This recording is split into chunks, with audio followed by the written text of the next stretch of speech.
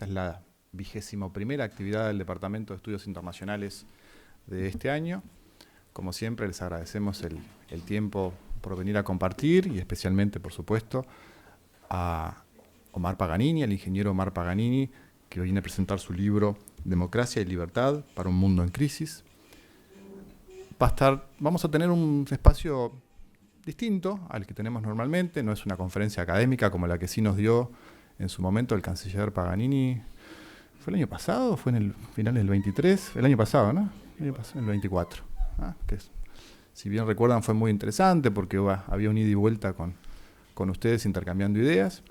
En este caso va a ser un diálogo que va a llevar adelante la periodista Patricia Madrid, seguramente conocida para la mayoría de ustedes. Es licenciada en Comunicación Social y tiene para la mayoría. Bueno, sí, para todos, perdón, me corrige el embajador. Y brevemente voy a presentar el currículum de Omar Paganini. Lo tomo aquí de su libro que ya podemos pasar al aviso, además, ¿verdad? Es un libro que está a la venta. Yo lo conseguí hace unos días en la librería del Punta Carreta Shopping, está disponible y por lo que nos comentaba Omar, está en este momento con buena circulación y buena venta y se viene la segunda edición. Ya metemos marketing a full.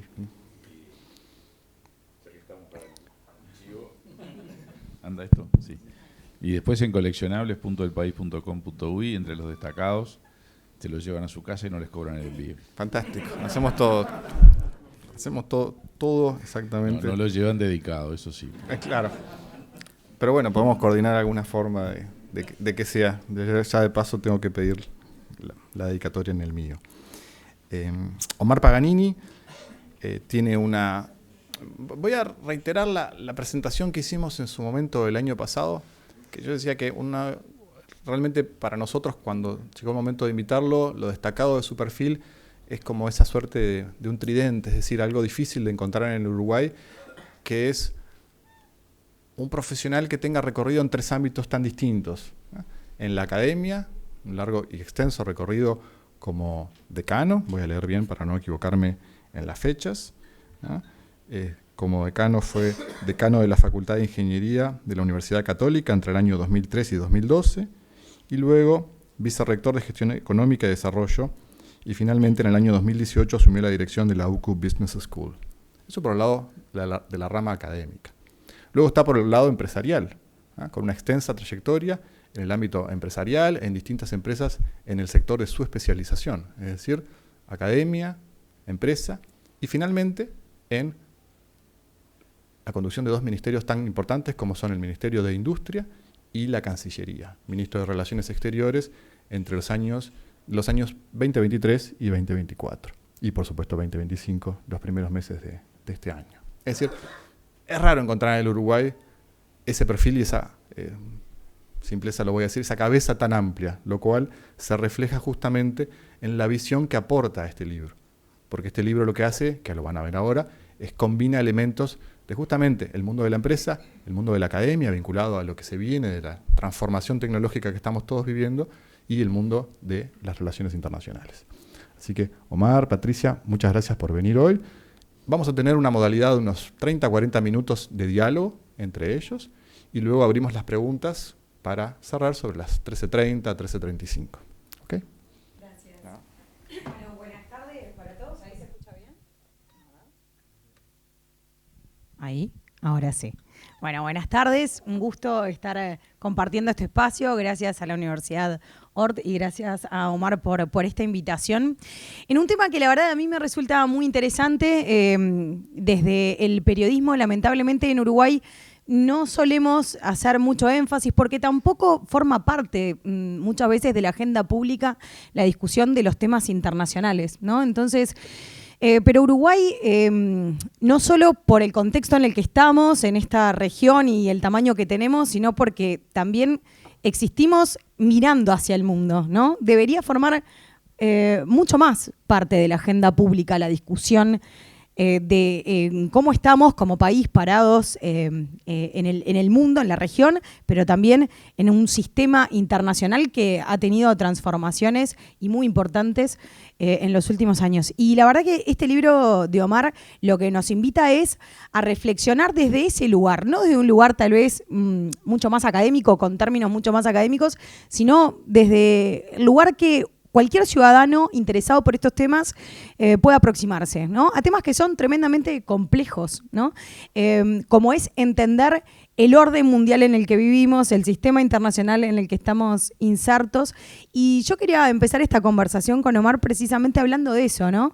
Porque tú hablabas en un momento en el libro de cómo empezamos a transcurrir estas primeras décadas del siglo XXI, ¿no? Respecto a un sistema internacional y a un cambio de reglas que tenemos respecto al siglo pasado. Entonces, si tuvieras que definir en dónde estamos hoy en día parados, insertos y mirando, observando, ¿cómo definirías hoy este sistema internacional? Bueno, buenos días. Es un gusto estar aquí. Quiero agradecerle especialmente a Andrés y a las autoridades de la ORT por esta oportunidad. Saludar también a algunos ex colegas, porque hay un par de embajadores, un ex viceministro y a otro ex colega de nuestra vida académica pasada. A ver, en realidad el libro me salió como de acá. Pequeño pecado a partir de enero, cuando todavía estaba trabajando, y salió todo muy rápido, y bueno, ya para mayo estábamos en las últimas versiones y se pudo presentar en julio. ¿Por qué les digo todo esto? Porque en ese tiempo el mundo cambiaba a velocidades brutales. A veces yo decía qué suerte que no soy canciller, porque desde que asumió la presidencia de Estados Unidos Donald Trump, se aceleraron las rupturas, las disrupciones, de cosas que en realidad estaban quizás planteadas ya hacía tiempo, pero de alguna manera con un estilo disruptivo como tiene el presidente de Estados Unidos y con una visión muy específica en la cual podremos después conversar un poco, como que de alguna manera el viejo orden mundial del fin del siglo XX dejó de estar en la agenda. Ya no hablamos casi de lo que hablábamos todo el tiempo. Hablábamos de desarrollo sostenible, inclusivo, hablábamos de multilateralismo, hablábamos de comercio libre, hablábamos de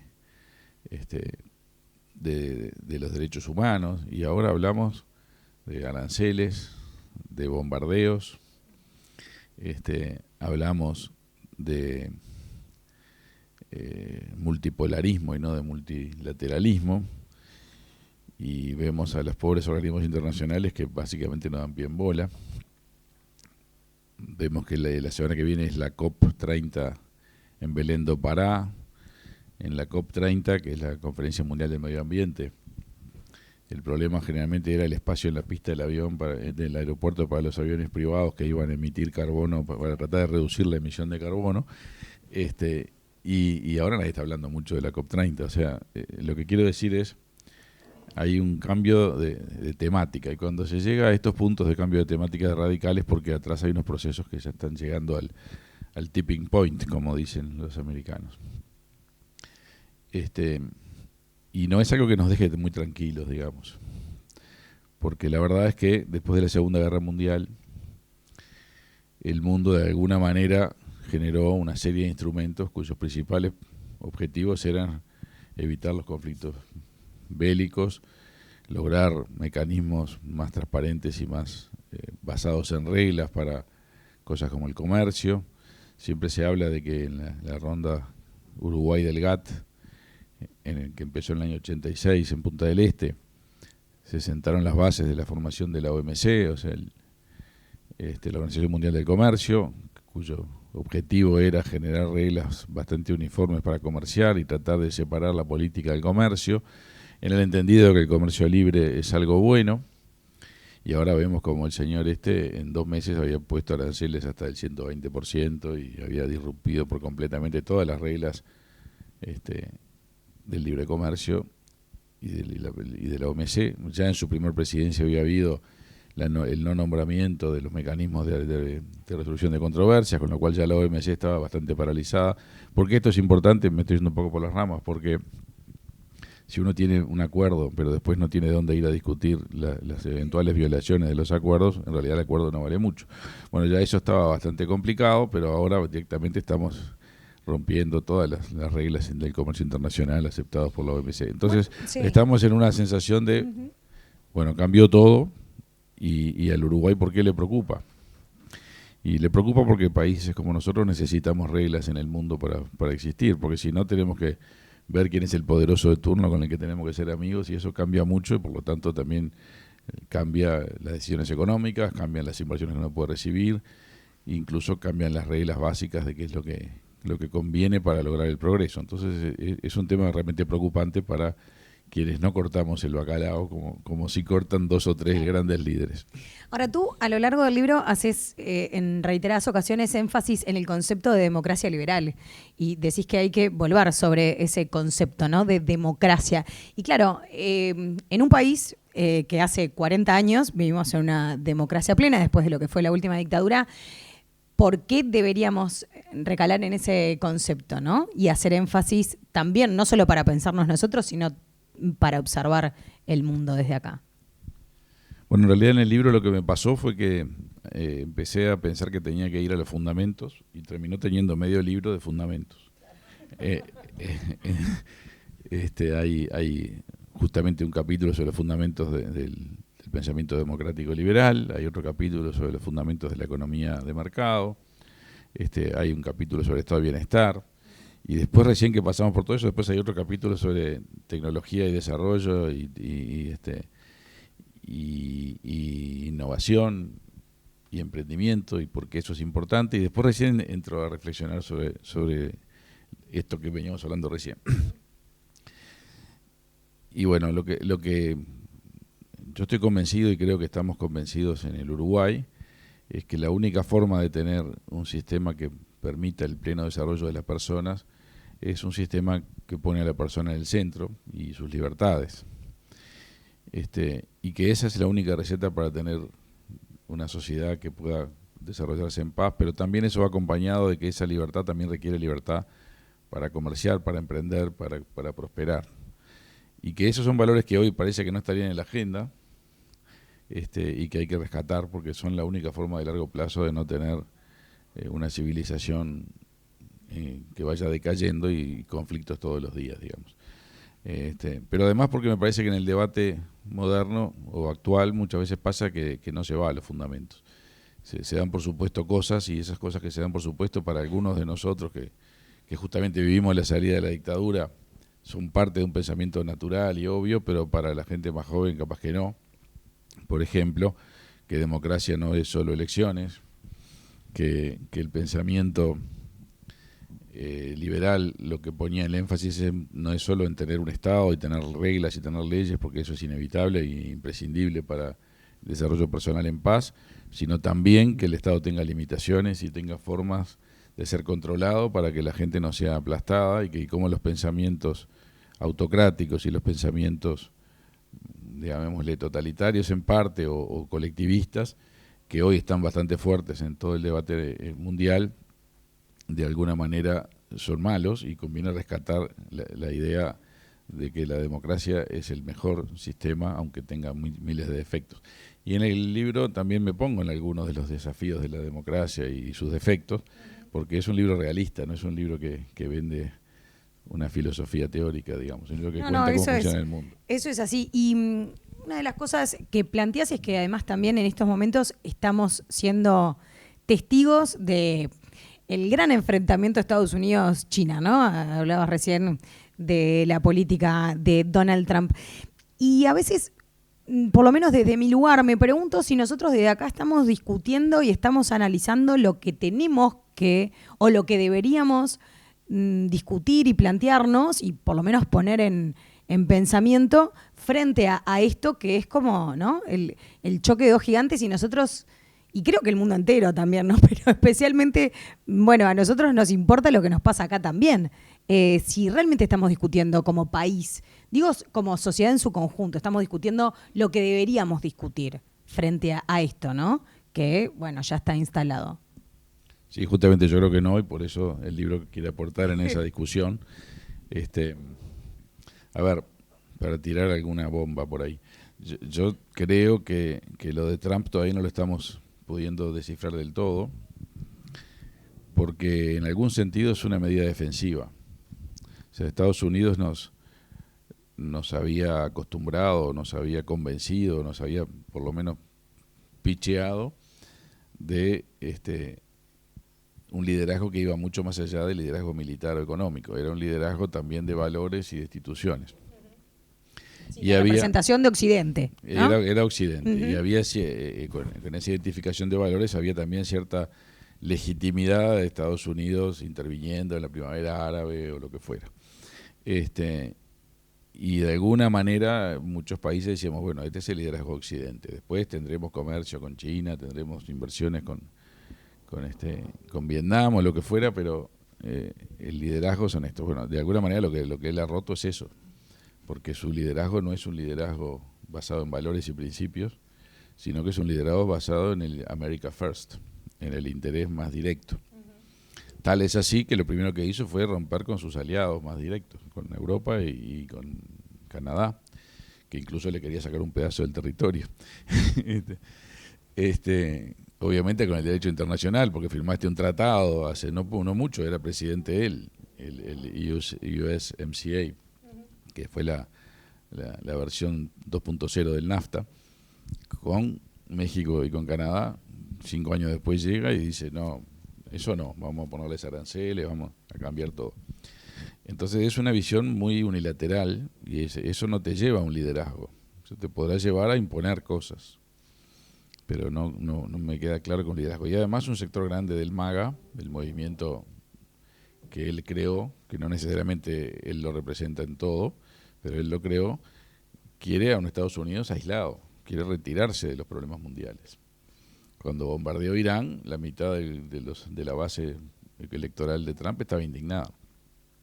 Cuando ahora quiere ver si ya saca a Maduro de una oreja, esto lo digo en términos un poco metafóricos, la mitad del gobierno de él no quiere saber de nada con meterse en un conflicto en América Latina. Después, por otro lado, está la vocación de Estados Unidos de ser el policía del mundo, que sigue estando viva, y entonces en ese conflicto uno no sabe bien lo que viene, pero lo que viene, no sé si es un enfrentamiento con China. Yo más bien creo que no. Creo que lo que viene es un acuerdo comercial con China para dominar el mundo. Esa es la intención. Justamente si algo vemos es que le impuso un montón de cosas a los demás, pero con China está tratando de llegar a un acuerdo. Entre otras cosas porque es reconocer también que ahora el poder que tiene es relativamente menor que en otros momentos. Entonces probablemente esto termine en una propuesta de coexistencia de grandes liderazgos, Estados Unidos, China, Rusia, India, y los demás muchachos, asuman lo que les toca. Y eso es bastante inestable, porque esos liderazgos varían de acuerdo a políticas internas, de acuerdo a situaciones económicas, de acuerdo a muchas cosas, y esa inestabilidad era la que las Naciones Unidas querían combatir, más allá de que podamos decir, porque eso fue lo que pasó en Europa antes de la Primera Guerra Mundial. Y coexistían en tensas relaciones Austria-Hungría, Rusia, Francia, Alemania, Prusia, etcétera, ¿no? Y eso terminó estallando. Bueno, esos liderazgos basados en poderosos terminan con problemas. Entonces, las Naciones Unidas tienen una cantidad de otros problemas que fueron desarrollando después, pero esto es lo que ahora estamos viendo, como que reflotamos la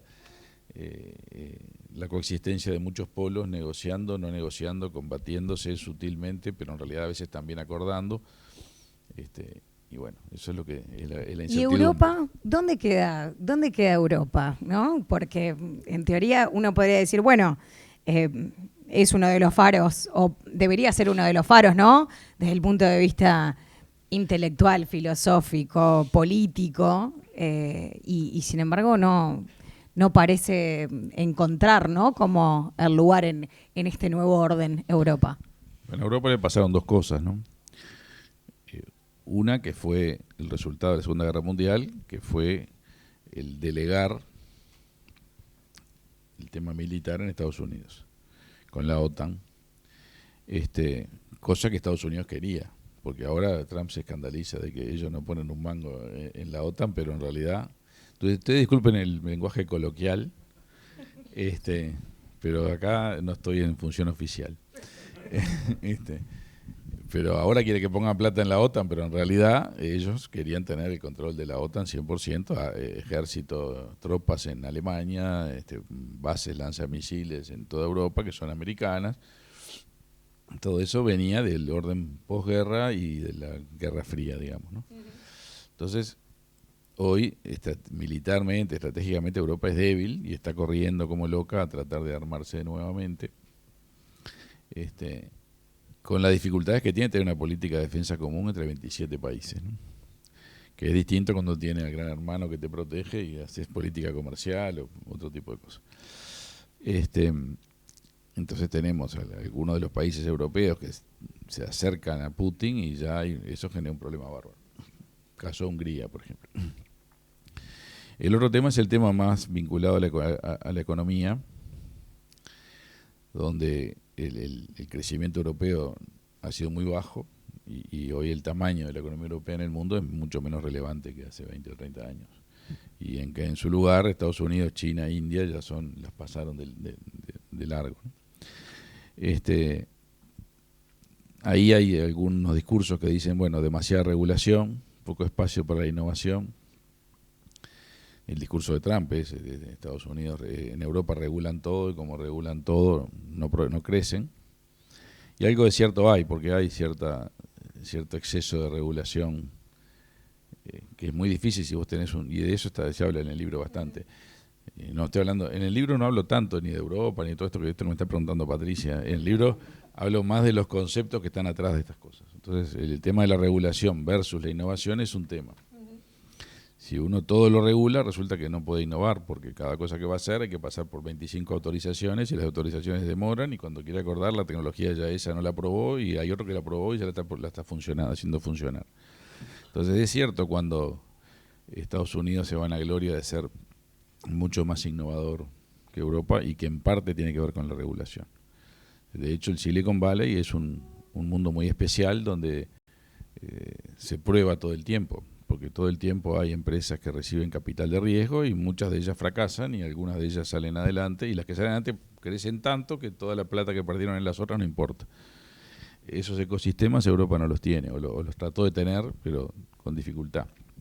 En China funciona otro ecosistema muy distinto, que después Andrés capaz que nos comenta, pero también han sido más exitosos en el desarrollo tecnológico que Europa. Entonces Europa tiene esos dos desafíos, el militar, llamémosle, y el de crecimiento económico.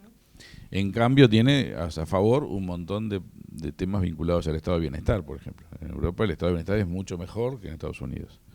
En Estados Unidos y en China la cobertura de seguridad social es muy mala. La cobertura de salud es carísima. En Estados Unidos la gente que no tiene cobertura de salud pasa realmente mal. Los casos de inequidad social americanos son brutales. En Europa no pasa nada de eso. Incluso llega un inmigrante ilegal y tiene cobertura en los hospitales, en la educación, en todo. Y después Europa tiene el problema de los inmigrantes, que no es el mismo problema que Estados Unidos, que podemos conversar más tarde. Bueno, uno de los puntos que tú haces referencia es ese, ¿no? Precisamente en el libro, el desafío que implica el crecimiento económico, ¿no? Especialmente para nosotros, mirando para cualquier país, pero para nosotros en particular, frente a este orden mundial el que estamos presenciando, ¿no? Bueno, ¿cuáles son las cosas que tendríamos que plantearnos? Porque vos hablas, bueno, de cómo nos organizamos como sociedad, de nuestro sistema político, del peso que tiene el Estado, de ese estado de bienestar que, bueno, que no llega a ser el de Europa, pero tenemos cosas que rescatar a diferencia del resto de la región. Pero ¿qué cosas estaría bueno poner sobre la mesa, ¿no? Empezarnos por lo menos a plantear para discutir. Si vos me querés llevar a la agenda uruguaya, y no voy a entrar mucho en la agenda uruguaya.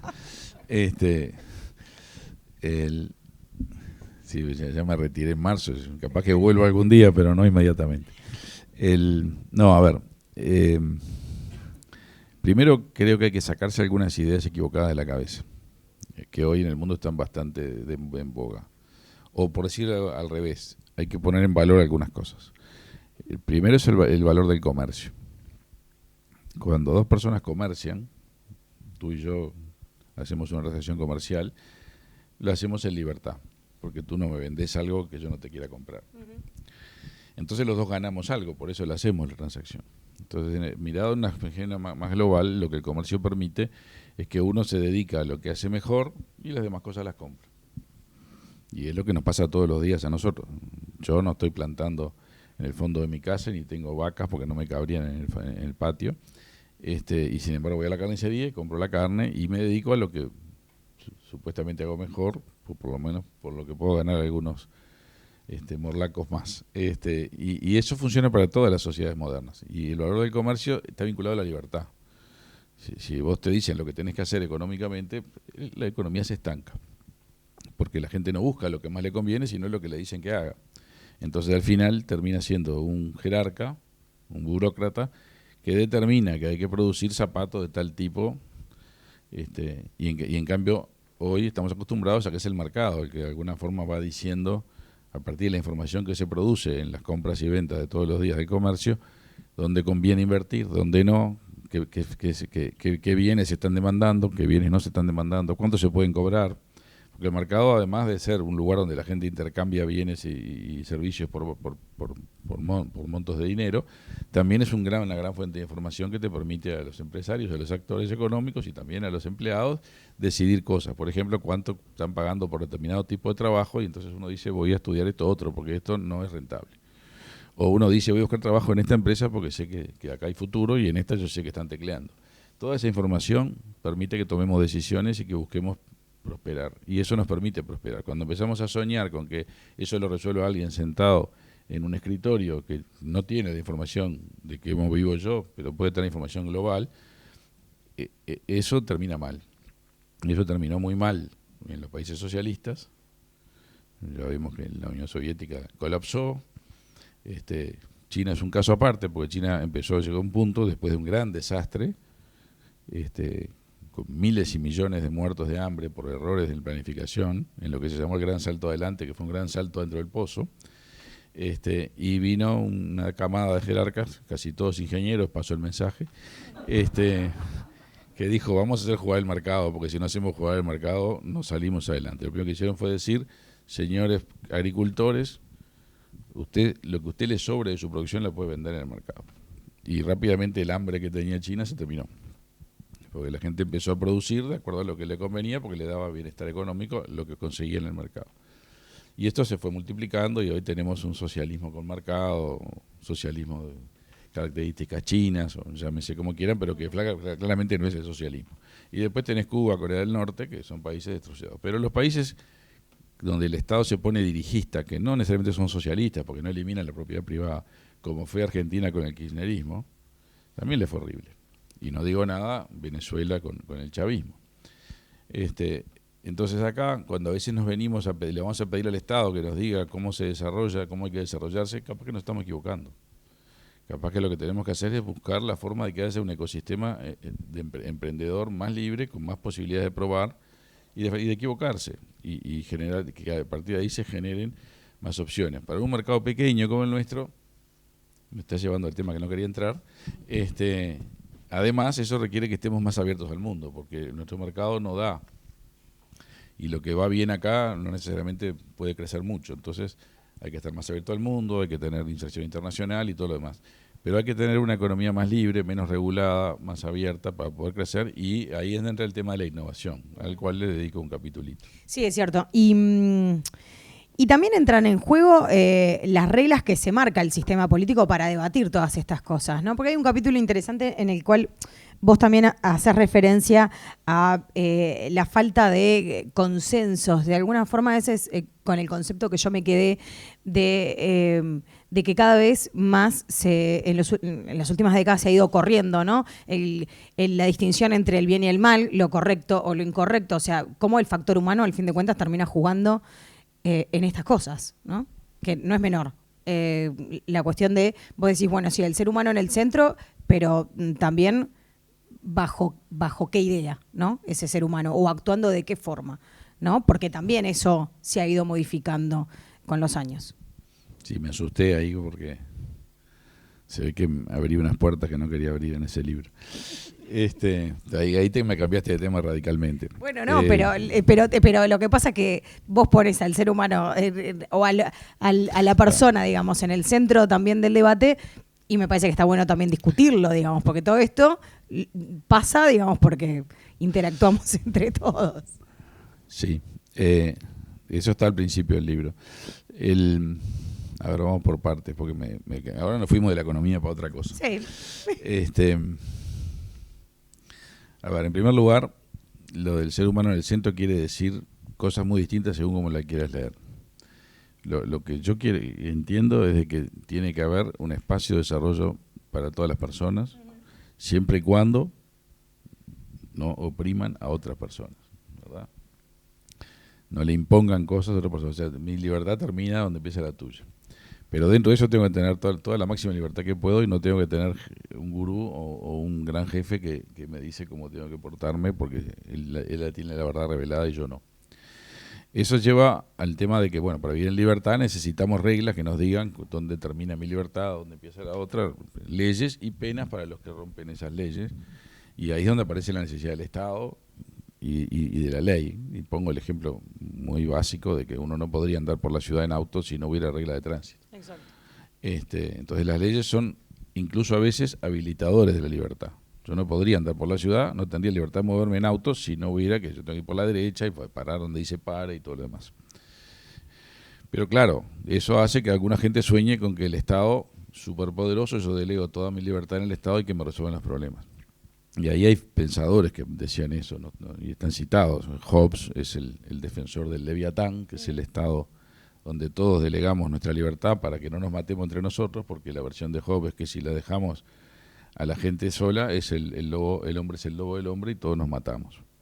Entonces hace falta el Estado que ponga orden, y para Hobbes es un Estado absolutista. Se pone orden, dice lo que hay que hacer y chau.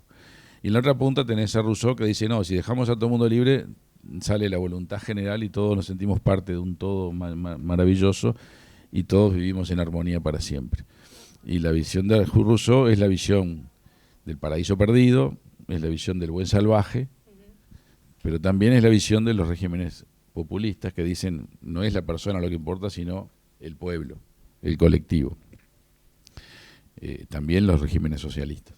Entonces, por eso yo empiezo diciendo no, tiene que ser lo que dice Locke, que es una mezcla, tiene que haber leyes y tiene que haber respeto del individuo y frenos a la autoridad del Estado.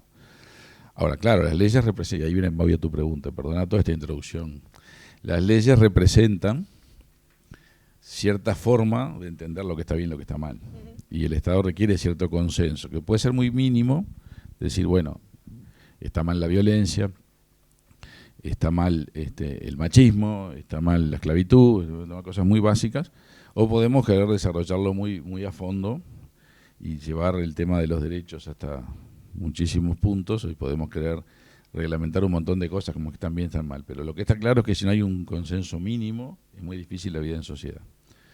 Y yo más bien reivindico el consenso mínimo, el no el máximo. Claro, lo que pasa es que en algunos lados no se está dando ni el consenso mínimo. Bueno, No, ahora vamos a eso. Hay algunos lados, te tomo eso, donde hay colectividades enteras que se integran a una sociedad y no quieren cumplir ninguna de las reglas. O quieren imponerle a los demás las reglas propias. Por ejemplo, a cierta hora tenemos que mirar a la Meca y ahí está bien, pero si queremos rezar el Padre Nuestro, eso está mal. No lo digo en broma porque están pasando estas cosas en algunos países de Europa donde las minorías musulmanas, que son muy, muy devotas, exigen un respeto muy fuerte para sus rituales, pero no aceptan los rituales de los otros. Hay otros musulmanes que no es que todos los musulmanes son así, pero están teniendo estos conflictos en Inglaterra se ve, o en el UK se ven todo el tiempo. Entonces, claro, cuando uno tiene ciertas conductas muy, muy intensas, muy bien marcadas, defendiendo ciertas prácticas, y los demás no las comparten y se quieren meter en la vida pública, bueno, tienes un problema. Acá no tenemos ese problema porque tenemos una tradición de Estado laico, y de que las creencias religiosas de cada uno las vive cada uno o con su comunidad, que está muy bien, pero bueno, en el mundo están pasando estas cosas, pero tú no te referís a esto, me parece, te estás refiriendo al tema de la polarización política. Está. Perdón, me fui por las ramas. O no hiciste bien la pregunta. No sé. Capaz que no, puede pasar. Me suele pasar habitualmente. Eso va por otro lado. Es cierto que nosotros estamos todo el tiempo diciendo que Uruguay es un país estable, que es un país que cambian los gobiernos y no cambian tanto las cosas, que los presidentes se van juntos a ceremonias en otros lados y no se agarran a piñazos, en fin. Y todo eso es verdad y es un valor que tenemos. Es una sociedad que tiene un núcleo fuerte de creencias comunes al respecto de cómo tiene que ser la vida política, sobre todo, que nos permite coexistir y vivir en paz. Y en otros países estamos viendo que eso no pasa. Vemos cómo la polarización política aumenta y cómo el discurso del odio o el discurso de la radicalización aumenta, y eso dificulta que funcionen las sociedades en forma sensata y que la gente empiece a pensar en agarrar el AK-47 que tengo guardado en la guardilla e ir y matar a Charlie Kirk. No era un AK-47, pero bueno, ¿saben quién es Charlie Kirk? ¿Sí?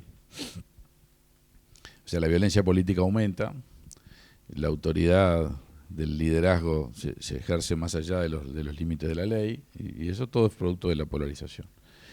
Y bueno, en el libro reflexiono bastante sobre por qué está pasando eso. Y un poco la culpa la tiene, o lo que vemos es una cierta crisis de la representación política, o de los partidos políticos, que en Uruguay justamente no la tenemos tanto, o si la tenemos está empezando más chiquita. En realidad la tuvimos, hay que acordarse de que acá hubo una guerrilla, un golpe de Estado, o sea, tuvimos ruptura del orden democrático por una polarización donde las radicalizaciones llevaron a la violencia. Pero hoy lo que estamos viendo en el mundo es cómo los partidos políticos se fragmentan, se dividen, como en América Latina vemos que hay elecciones ya no recuerdo en Perú cuántos partidos son, pero van a ser 15, y el que saca el 10% de los votos va al balotaje, o sea, una cosa maravillosa, sacar el 10% de los votos. Y eso tiene que ver con una cantidad de fenómenos que después llevan al desgaste de la democracia. Y una de las cosas son las redes. Para decirlo crudamente, este mundo que vivimos nosotros, que nos informamos de titulares, hace que tengamos opiniones de muchísimos temas, mucho más que antes. O sea, muchísima más gente puede opinar de cosas, pero opina de manera muy superficial. Uh-huh. Y en esa manera superficial de informarte también se generan globos, burbujas, donde los que piensan de determinada forma están todos juntos opinando en esta dirección, y los que piensan de otra forma están todos juntos en otro mundo opinando en otra dirección, y no hay diálogo. Entonces se van convenciendo, ustedes disculpen las cosas que voy a decir, pero bueno, hay una cantidad de gente convencida de que la esposa de Obama es un hombre. No, de Macron. De Obama también. Ah, ¿de Obama sí, también? Sí. Ah, esa no la tenía. ¿Por qué? Porque está grande Michelle, pero no creo claro, que sea. El problema es que está un poco grande, pero Exacto. y te lo discuten, ¿eh? Porque ¿qué pasa? Se genera microclima de gente que se da manija con informaciones truchas, y de repente le tocan la cara a Michelle un poquito y la hacen un poquito más angulosa. Sí, claro. Debe ser. Y por otro lado también otra gente se convence de otras cosas. Entonces eso hace de que estemos en un debate muy, muy, muy amplio, pero muy llanito. Y además la gente que publica, porque imprimir ya solo yo imprimo, publica cosas en las redes, son algunos pocos. Hay mucha más gente la que está scrolling around. Uh-huh. Y los pocos son los que tienen opiniones fuertes. que pueden ser muy razonables, pero son los que te les da para escribir una opinión. Entonces eso también radicaliza. ¿Y qué pasa? Que los partidos políticos no han sabido, no han podido todavía manejar todo este nuevo mundo de la participación política electrónica de una manera que confluya en un debate más racional. Y también está el problema del periodismo, porque claro, tenés que encontrar un modelo de negocios en este mundo que ya no es el diario que se reparte, ni siquiera es el informativo, que cada vez dura más horas, no sé por qué. No tenemos problema respecto a eso. Estamos bien temprano en la tarde. Claro, ahí por eso. Ahí va, ahí estabas a las 6 menos cuarto de la tarde, no pasa nada. Y claro, al no tener quien te digiera las noticias y te dé un poco más de reflexión sólida y seria, de repente te estás siguiendo un demente que está diciendo una cantidad de estupideces, pero está convencido.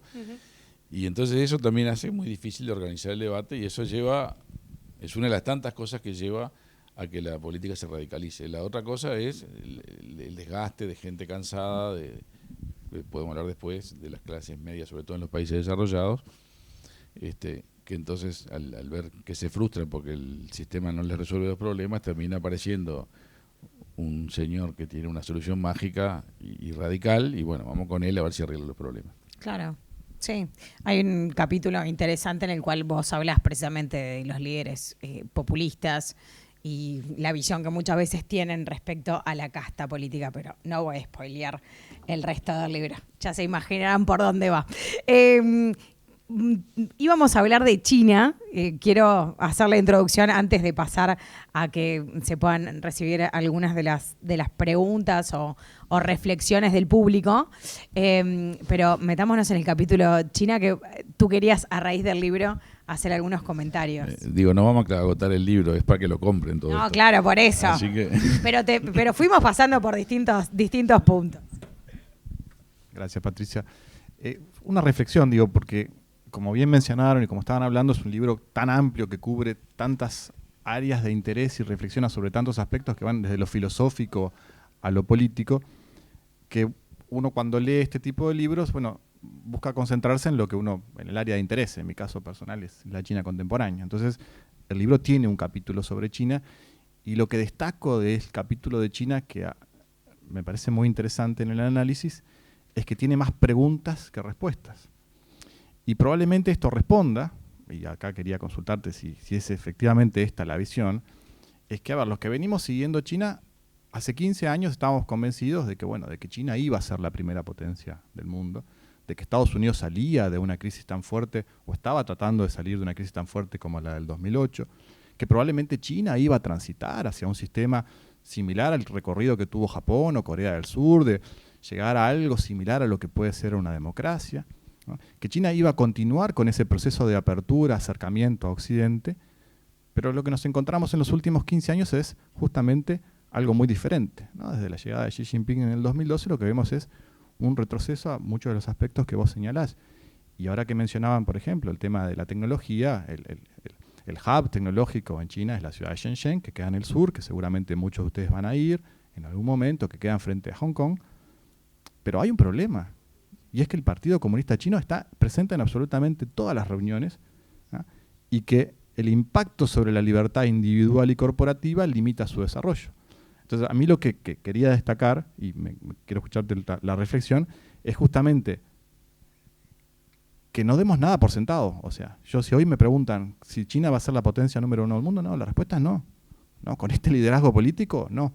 O sea, con más Partido Comunista, con más Xi Jinping, con más intromisión en la vida individual, personal y corporativa, seguramente no. Y por ahí venía un poco mi pregunta. Yo no creo que sea tan clara la situación. A ver, esto podemos hablar todo el día de esto.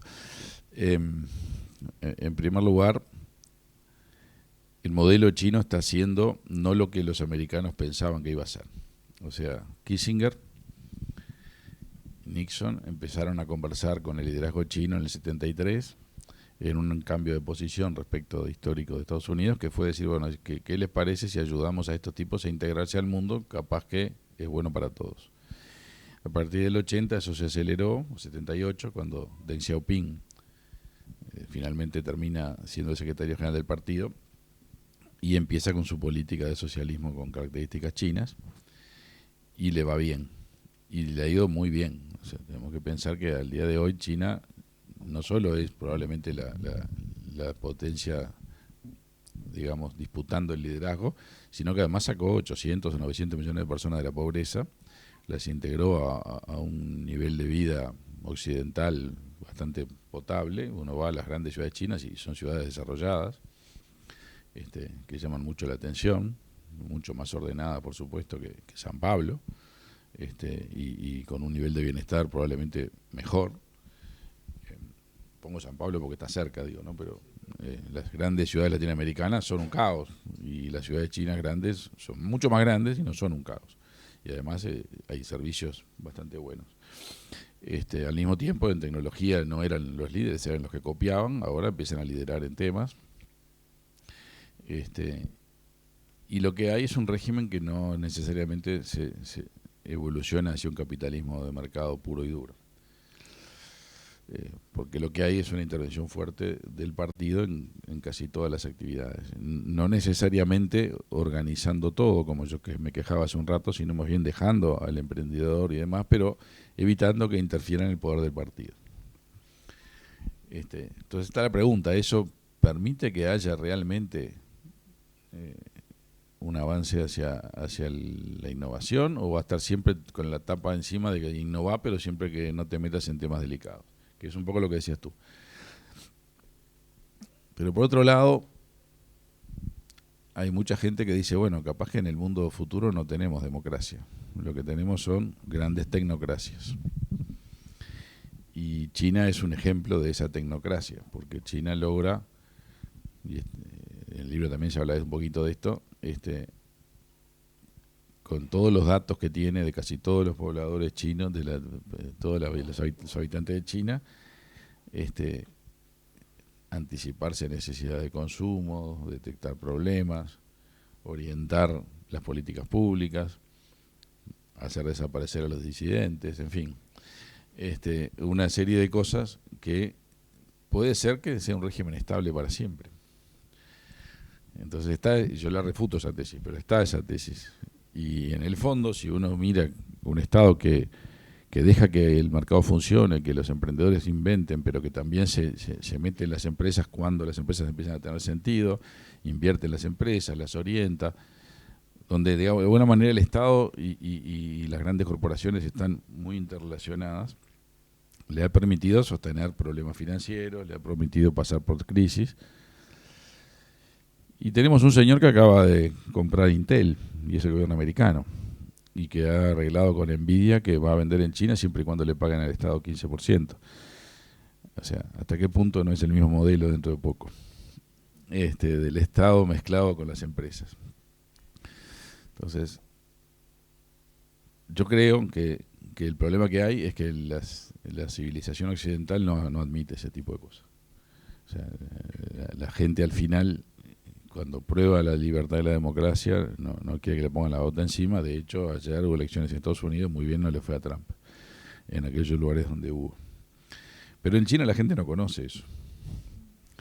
China pasó por una guerra, por los emperadores, por enorme guerra civil que duró décadas.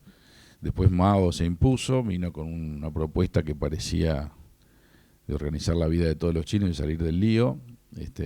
Una propuesta muy especial. El comunismo maoísta era una cosa muy radical, y eso salió muy mal.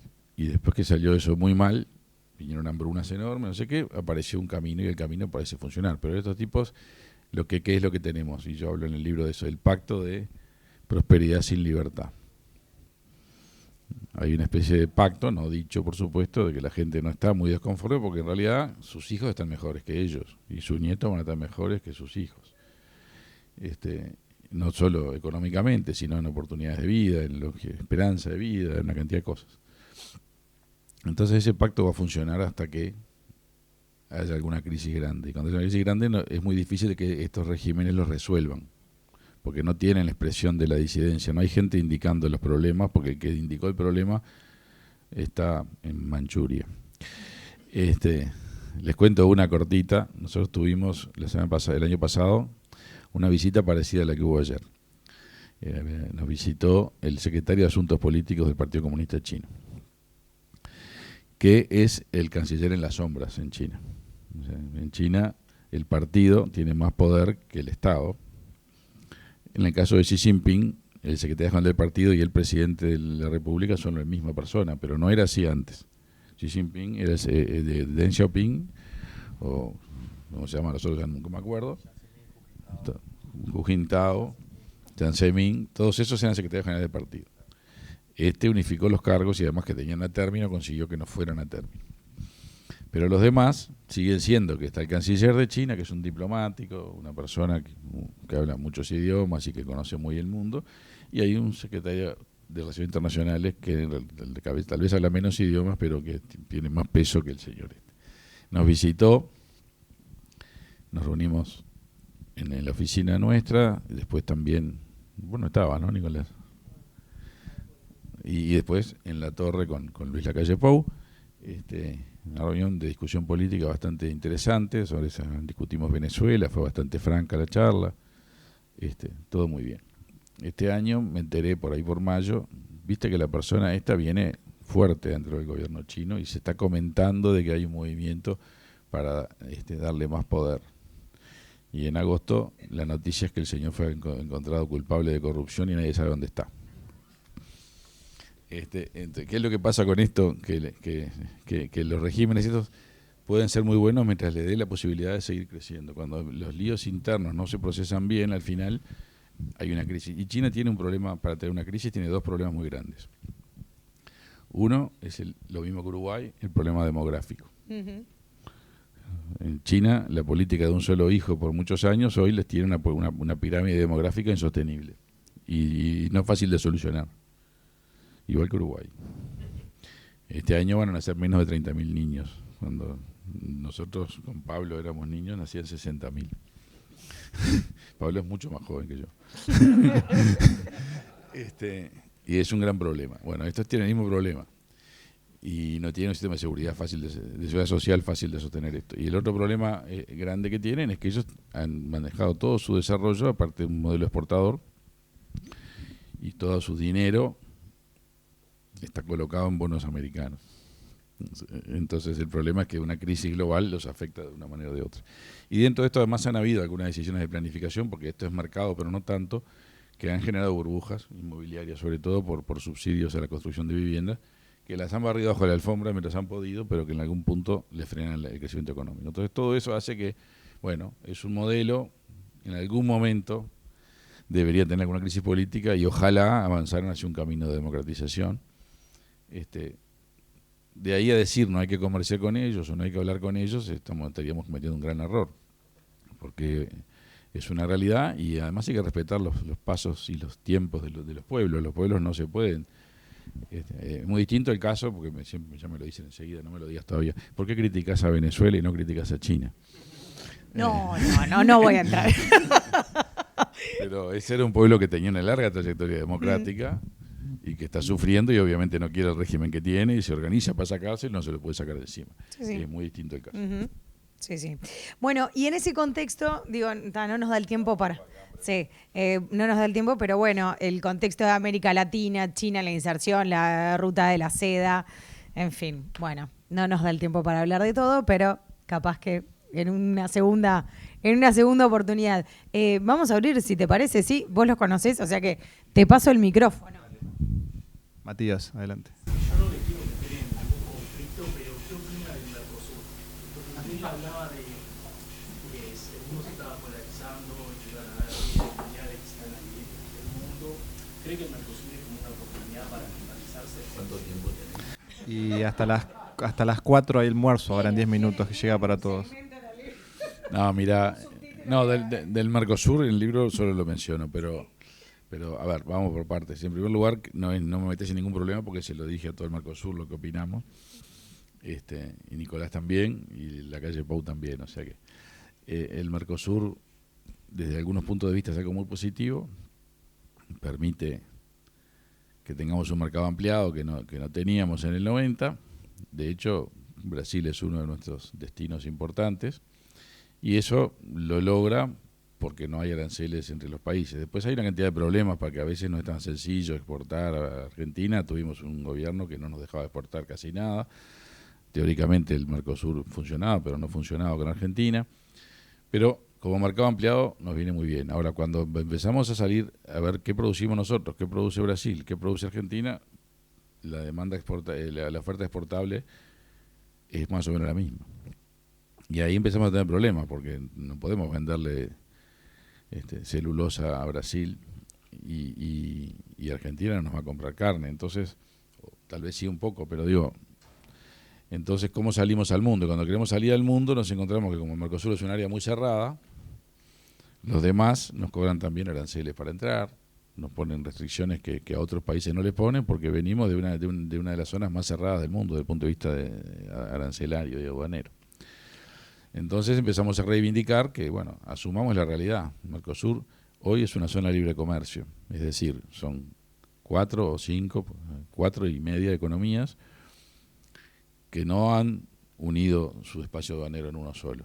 Son cada uno de ellos un espacio aduanero, lo que hay es no hay aranceles entre ellos. Y después en el 2000 se hizo un acuerdo para poner un arancel externo común, que fue un gran error, pero bueno, pero siguen siendo espacios aduaneros distintos, por lo tanto somos una zona de libre comercio. Se supone que íbamos a avanzar en 4 años, después del 91, a una unión aduanera que uniera todo en un único espacio y eventualmente después un mercado común. Eso no pasó. Entonces, sincerémonos, somos una zona de libre comercio, ojalá sea la mejor zona de libre comercio, que no haya trabas, pero eso quiere decir que podemos cada uno de los países negociar por separado con otros países. Y eso fue lo que nosotros reivindicamos en los 5 años de gobierno. No nos fue muy bien. Ahora voy a hablar de alguna otra cosa que puede salirnos mejor, pero no nos fue muy bien en el sentido de que quisimos hacer un acuerdo con China que no salió. Nos propusimos entrar al CPTPP, al Transpacífico, y eso no terminó de estar pronto, y aparentemente en la migración actual hay un cajón ahí abajo donde está guardado, en la oficina de alguien. O sea, ellos no creen en eso, pero tampoco dicen que no creen en eso, así que... Y acá hay gente que no se va a comprometer en opinar. Y cosas por el estilo. No fue muy bien porque es verdad, cuando vos negociás con un mercado con 200 millones de habitantes o uno de 3 millones no es lo mismo, y mucha gente puede interferir en esa negociación. En el caso de nuestra negociación con China, el que interfirió fue Lula y Alberto Fernández. Y no formalmente, sino informalmente. Entonces, a veces uno dice, bueno, esto es bueno, pero es una cárcel en la que estamos metidos. Entonces reivindicamos flexibilidad. Pero ¿qué pasa ahora? Pasan 2 cosas contradictorias, pero las 2 positivas. Una de ellas es que tenemos a Brasil negociando con Estados Unidos por separado y no en bloque, como ellos reivindican que hay que negociar.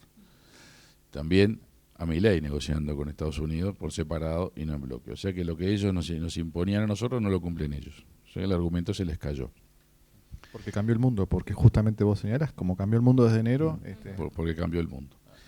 La otra cosa positiva es que el Mercosur está bastante avanzado en cerrar el acuerdo con la Unión Europea, que probablemente el Consejo de Europa lo vote antes de fin de año, no lo bloquee Francia, y después pasa a firmarse, y después pasa al Parlamento Europeo y a los parlamentos nacionales de aquí, y eso no parece ser muy difícil de que termine sucediendo, que el año que viene hay acuerdo Unión Europea-Mercosur, y eso cambia el Mercosur, porque entonces ya no es una zona cerrada, es una zona conectada con otra zona muy grande.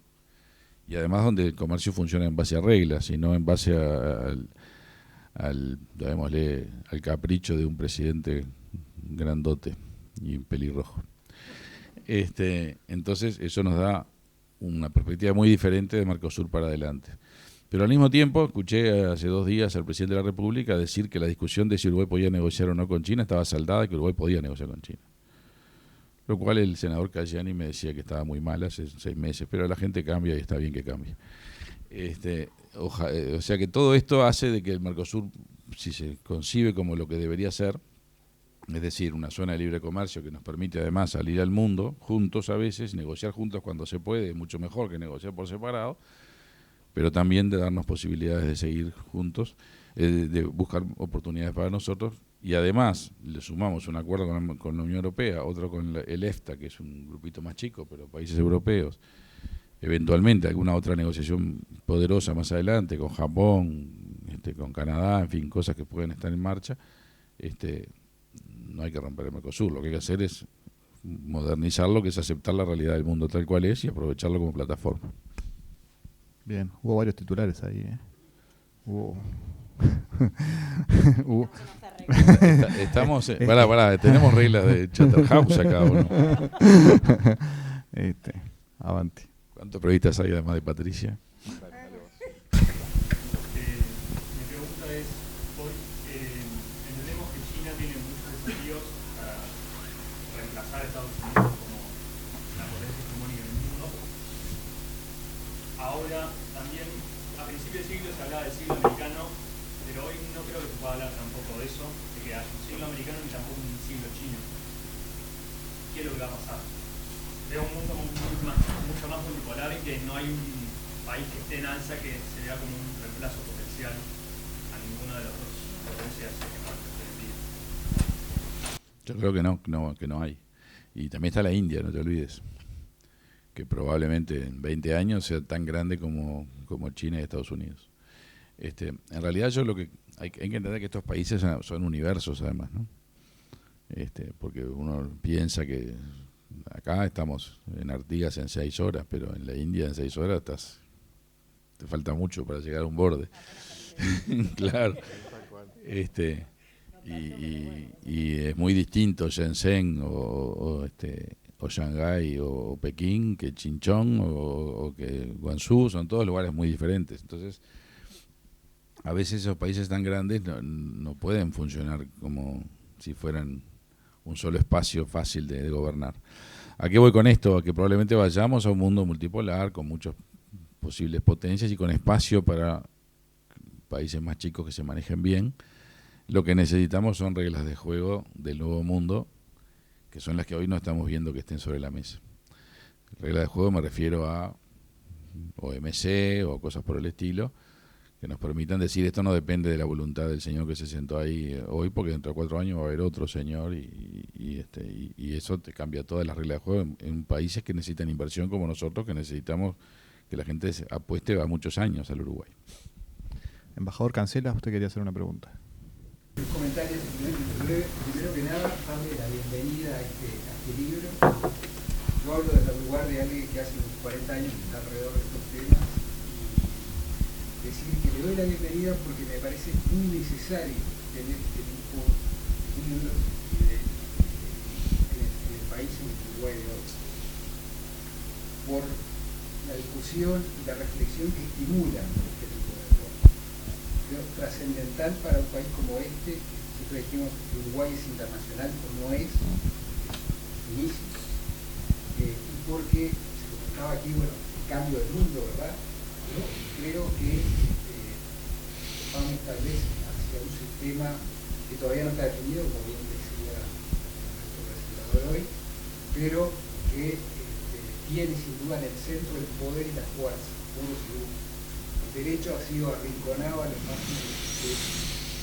Y creo que este nuevo sistema que se configura, que todavía no está, de alguna manera se va a parecer mucho a un sistema de equilibrio de poder, con elementos similares a los que conocimos en el siglo XIX.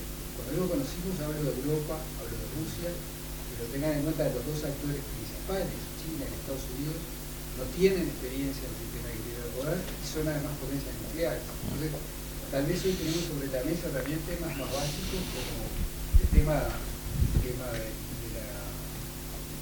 arma nuclear, de la fuerza nuclear, que no era un tema en la agenda hasta hace muy poco, ahora hace 2 meses tal vez, lo tenemos de nuevo en el pilar. Tenemos el tema de la paz. Entonces, creo que para un país como este, justamente, plantearse estos temas, discutir y pensar sobre estos temas, es casi, diría, una condición de existencia. Así que, bienvenido a un libro más. Gracias. Muy bien, y vamos a una última pregunta. Sí. Bien, ok. Hagan algo, por favor, tomen las dos, tomamos las dos y seguimos. ¿Arrancás vos primero? En un momento habías mencionado que Europa como que tiene una barrera en lo que ustedes desarrollo comercial, ya que son muy estructurados, y creo que mencionaste que pasaba lo mismo en Uruguay. Bueno, vos tienes esa visión, ¿qué crees que es lo que no ve Europa, que no ve tu visión? ¿Cuál es su argumento para seguir con esta estructura y no cambiar, ya que China e India, por ejemplo, que mencionaste, llevando la delantera. Listo. Y tomamos la tuya entonces y hacemos las dos. Buenos días. Un segundo, habíamos mencionado sobre la polarización política en el mundo. Mi pregunta es si del Uruguay, porque no es sino más allá de la libertad que pone para la libertad común. Habiendo hablado de la percepción y más que nada sobre la percepción de tanto la derecha como la izquierda del mundo, si en Uruguay no estaría pasando, que podría pasar a futuro esto que se dijo. Avante con ambas y con esto cerramos. Bueno, el tema de la radicalización te lleva a que te agarres de justamente creencias para generar tu tribu de pertenencia y te distingas de la otra tribu y hasta te entres en esta dinámica media perversa que es que disfrutás cuando puedes criticar más al otro. Y llegás a tu casa y tus problemas ya no son tuyos, son del otro malo que me está complicando la vida, cuando en realidad el otro capaz que no te está complicando la vida, pero es bueno tener siempre un culpable, ¿no? Y esto tiene que ver con el debate que yo decía de bajo nivel por las redes y todo esto. Y a veces puede ser izquierda y derecha, pero que de hecho son conceptos medio confusos hoy en día. No se sabe bien qué quieren decir. Pero podemos decir que históricamente la izquierda era más Estado y la derecha era más mercado, pero más libertad, más planificación, pero se han desdibujado bastante esos conceptos hoy. Lo que importa es en qué tribu te sentís parte, y hoy además hay multiplicidad de tribus, pero las tribus tienen el defecto, y también eso está mencionado en el libro, de que importa más la tribu que la persona, y los derechos que conseguís los heredás porque formas parte de una tribu. Entonces esa visión que en el fondo es colectivista, aunque de grupos o de colectivos, le hace mal a la democracia. En Uruguay lo tenemos un poco, y la podemos tener mucho más. Por eso hay que más bien buscar el debate por argumentos y no por descalificación, la libertad de expresión y no la censura porque no es políticamente correcto, poder reírse de los chistes de gente como yo, que estoy un poquito gordo y no me siento ofendido porque me lo digan. No, digo en serio, estamos en un momento donde muchísimas cosas uno piensa si las puede decir porque resulta que alguien se puede ofender. ¿Está? ¿Vos?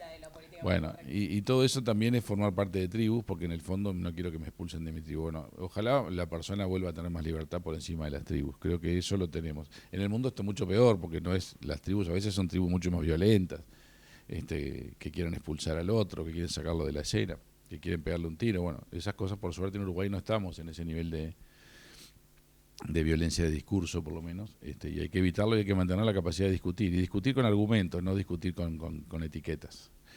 Tú me preguntaste nada que ver, a ver, perdón. El tema de la regulación. Lo que pasa es que las regulaciones siempre tienen un buen fundamento. O sea, la regulación de algo siempre tiene una justificación. Pasó algo, entonces generamos una norma. Hubo una intoxicación con determinados alimentos, entonces lo que hacemos es, ahora hay que inspeccionar todos los alimentos. Pongo un ejemplo teórico. Y los países que tienen un estado de bienestar más o menos funcionando bien, digamos, tienden a decir, bueno, entonces que el Estado vaya resolviendo todos estos problemas que van apareciendo, y generamos más regulación y más regulación y más regulación. Y no están mal a veces, están bien. Después está el tema de cómo regulás y cómo controlás, que nos daría para toda la tarde, pero en el fondo los países con estados de bienestar relativamente exitosos se pueden pasar de rosca con las regulaciones. Y cuando te pasas de rosca con la regulación, lo que te pasa es que te mata la innovación, te mata la capacidad. ¿Y qué pasa? Además, se generan empresas que están cómodas con la regulación porque les evita que venga otro. Porque cuando va a venir otro, tiene que hacer una serie enorme de habilitaciones y papeles, ya eso les lleva meses.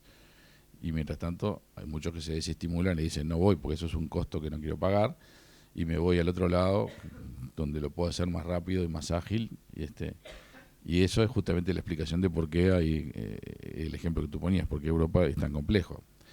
Ahora, ¿cómo se arregla eso?